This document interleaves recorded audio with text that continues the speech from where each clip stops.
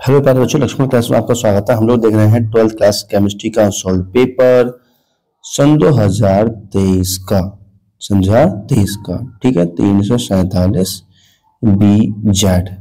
तो question number 5 देखेंगे। चौथे क्वेश्चन तक हम सॉल्व कर चुके हैं पिछले लेक्चर में। ठीक है बेटा, चलो देखते हैं इसका सोल्यूशन क्या होगा।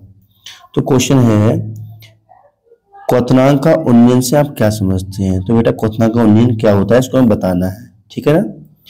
एक द्रव्य का क्वथनांक इतना है, तो सबसे पहले क्वथनांक का उन्नयन समझते हैं। क्वथनांक किसे कहते हैं, सबसे पहले वो ही समझो क्वथनांक कहते किसे हैं। ठीक है ना, उसका अगली बात करेंगे हम लोग। तो देखो, जैसे कि एक पात्र है, ठीक है, इसमें द्रव भरा हुआ है या पानी भरा हुआ है और इसको हम नीचे से हीट देना स्टार्ट करते हैं बेटा। ठीक है, तो क्या होता है, इसका ये बाष्प दाब होता है, ऊपर की ओर उड़ता है। इसका बाष्प ऊपर उड़ता है, उसको बोलते हैं बाष्प दाब। क्या बोलते हैं, बाष्प दाब। जो ऊपर लगता है वायुमंडलीय दाब। ये क्या लगता है बेटा, ऊपर लगता है हमारा वायुमंडलीय दाब। ठीक है, तो वह ताप, यहाँ क्या ताप दिया जा रहा है, वह ताप जिस ताप पर ये बाष्प दाब वायुमंडलीय दाब के बराबर हो जाता है क्वथनांक कहलाता है। तो हमने एक्स्ट्रा करके लिख दिया है। तो पूछा नहीं है क्वेश्चन में पूछा है क्वथनांक क्या होता है, क्वथनांक का उन्नयन क्या होता है, पर क्वथनांक क्या होता है हमने वो बता दिया। लिखा हुआ देखो एक्स्ट्रा करके, वह ताप जिस पर किसी द्रव का बाष्प दाब उसके वायुमंडलीय दाब के बराबर हो जाता है क्वथनांक कहलाता है। अब क्वथनांक में उन्नयन क्या होता है वो भी हम आपको समझा दें बेटा। ठीक है ना, समझेंगे। देखो यहाँ चित्र भी हमने बना रखे हैं सारे के सारे, तो चित्र भी समझा रखे हैं क्वथनांक में उन्नयन। देखो ये वाला चित्र तुम देख रहे हो, अच्छा ठीक है ना। फिर तुम्हें आगे उन्नयन किससे कहते हैं तो बेटा ध्यान समझेंगे। देखो यहाँ पे क्या है, यहाँ पर जो बाष्प दाब, देखो जो शुद्ध विलायक था इसमें क्या था बेटा, शुद्ध विलायक भरा हुआ था पहले। ठीक है, शुद्ध विलायक को जब हमने हीट किया तो वो टीबी टेम्परेचर पर, T=TB टेम्परेचर पर उसका बाष्प दाब वायुमंडलीय दाब के बराबर हो गया था। इसका क्वथनांक कितना है। अब इसमें कोई भी अवाष्पशील विलय मिला दे रहे हैं। क्या मिला दे रहे हैं बेटा, इसमें कोई भी अवाष्पशील अविलय मिला दे रहे हैं। इसमें ऐसी चीज मिलाते हैं जो अवाष्पशील हो। ठीक है, तो इसको हम गर्म करते हैं। क्या उतने ही ताप पर वायुमंडलीय दाब बाष्प दाब के बराबर हो जाएगा, नहीं। तो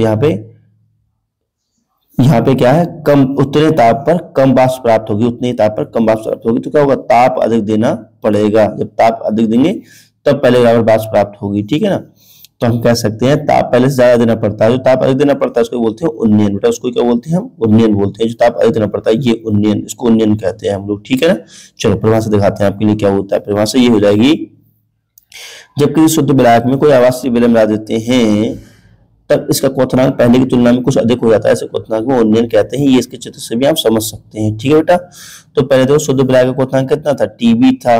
ठीक है, तो अधिक था। अब TB नॉट होगी, लास्ट वाले होगी, घटा देंगे तो क्वथनांक में उन्नयन आ जाएगा हमारा। ठीक है ना, चलो अब क्वेश्चन देख लेते हैं। क्वेश्चन क्या लिखा है, न्यूमेरिकल दे रखा है ना, न्यूमेरिकल में दे रखा है कि एक द्रव का क्वथनांक 350 केल्विन है। 2 ग्राम वाष्पशील विलय का 100 ग्राम द्रव में घुलने पर विलयन का क्वथनांक बढ़कर 300.5 केल्विन हो जाता है।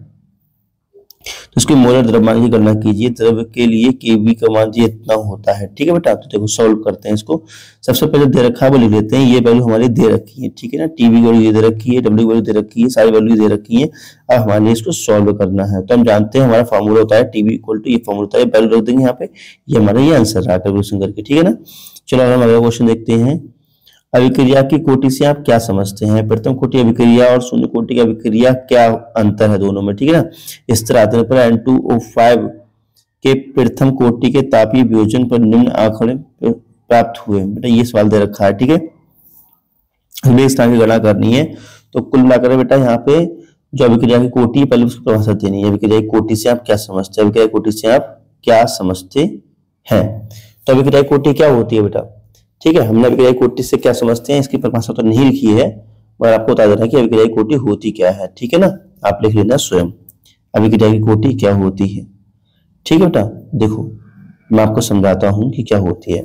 जैसे कि अभिक्रिया कोटि से आप क्या समझते हैं। ठीक है बेटा, तो देखेंगे तो हम लिख सकते हैं किसी रासायनिक अभिक्रिया का वेग।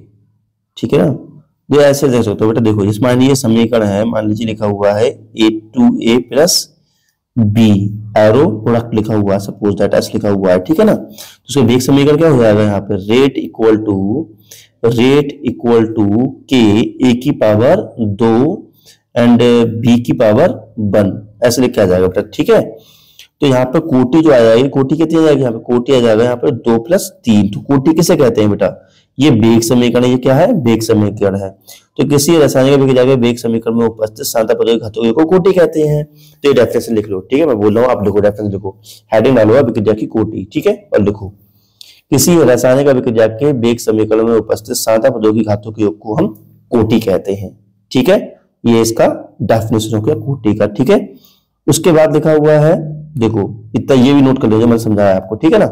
उसके बाद लिखा हुआ है कि उसके बाद लिखा हुआ है इसमें, देखो अगले का लिखा हुआ है कि प्रथम कोटि और शून्य कोटि अभिक्रिया में क्या अंतर है, ठीक है बेटा। प्रथम कोटि और शून्य कोटि अभिक्रिया में हमारे अंतर बताना है।